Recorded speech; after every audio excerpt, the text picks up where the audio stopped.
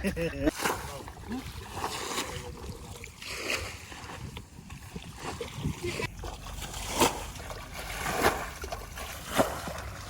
khí 100.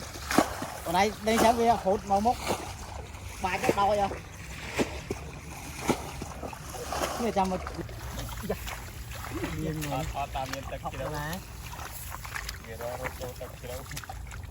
ít miếng trâu bẹt đá tắc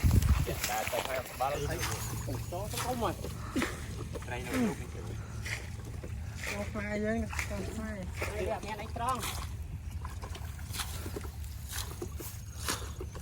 tiêm muối nhôm mày nhôm tiêm muối đây đấy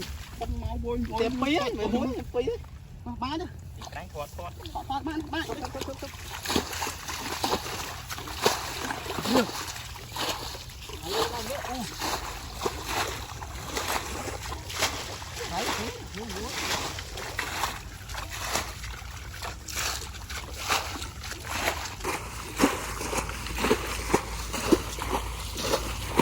sao vô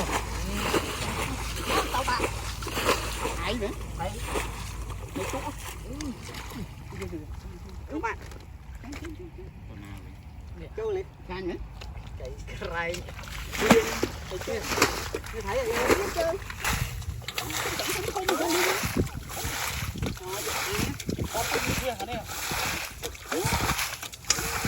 nó phải thoát mình khinh chọt đây